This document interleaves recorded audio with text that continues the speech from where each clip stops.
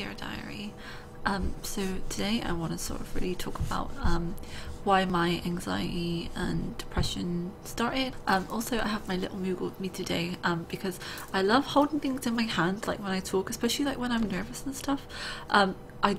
I don't know why, but it's kind of almost like comforting. So I thought, well, I don't want to sit here with like a bunch of keys in my hand, because that's what I usually have when I'm sort of like walking around in the day. Like when I'm out, I usually got my keys like to fiddle with, but they're going to make too much noise. So I've got my little Moogle here today, which my dear friend bought me for my birthday. So yeah, will be on my lap throughout the video.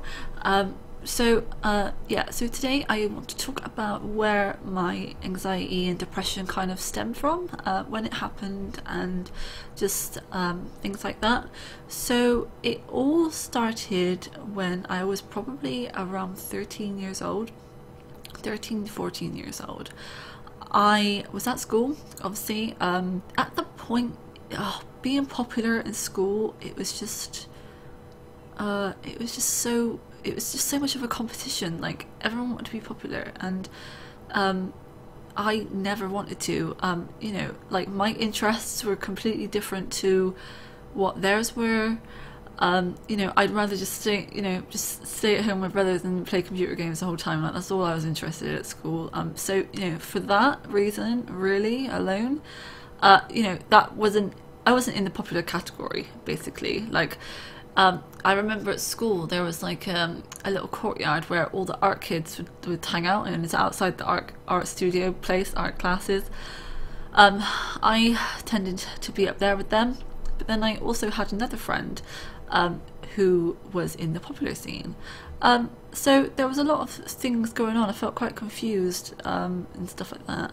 And I tried to share my time with both sort of groups, but I still sort of was, I don't know what the word is, sort of, I felt like obliged to do whatever the popular kids were doing, really.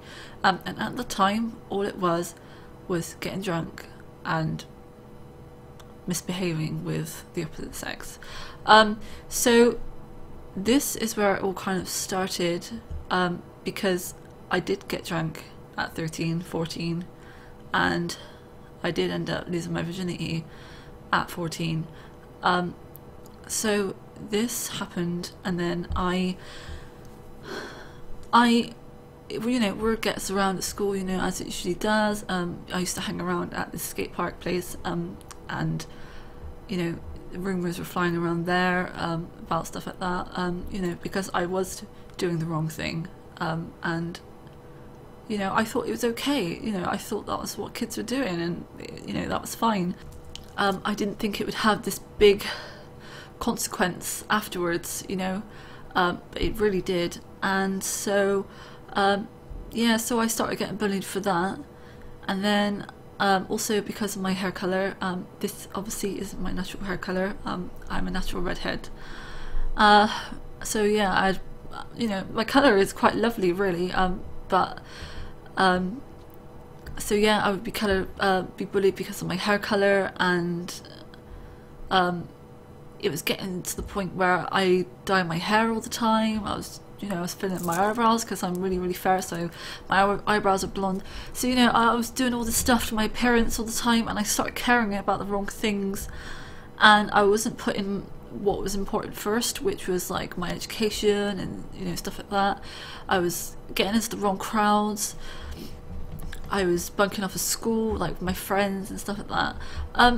So over time, probably when it got to about year 5, 6, so this, yeah, I think it was like year 6, this was like the last year of school, it was getting to the point where I was always having to go at my parents about everything. Like the slightest thing would just make me flip, and you know, I'd be always tearful or bursting out in tears, and you know, causing arguments amongst my family and stuff like that. So it wasn't really good at home either by this point. And then when I was in school, I would, when it comes to about lunchtime, I would wander off onto the school, like foresty area, like of the grounds of school, and I would literally just sit there on my own. I'd bunk off school on my own, and I would just sit in the bushes.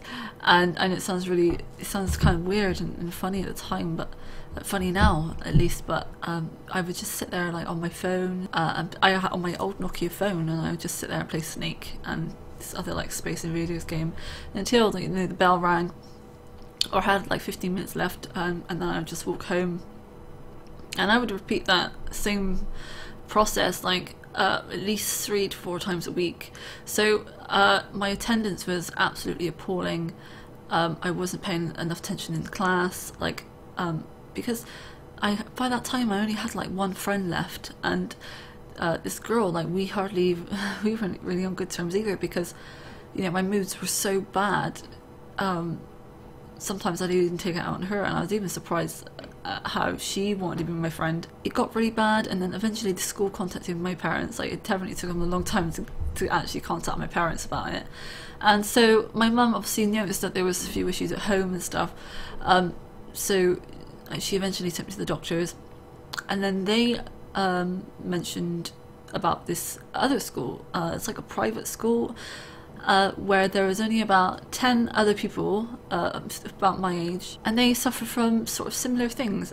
Maybe not exactly the same. Obviously everyone's situation was completely different, but I almost didn't feel alone anymore for a little bit, and I was able to complete my GCSEs as well, and so I did actually walk away from school with something.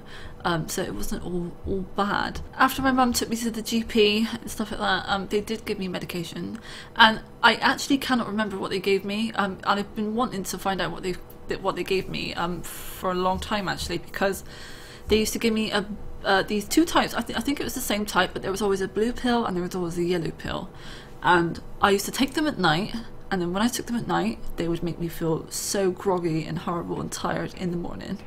But then if I took them in the morning, then I would feel like I couldn't concentrate at school, and I feel really tired at school, and it was just a vicious circle really. So I started to realise a little bit more about how they were making me feel, which was obviously feeling tired and stuff.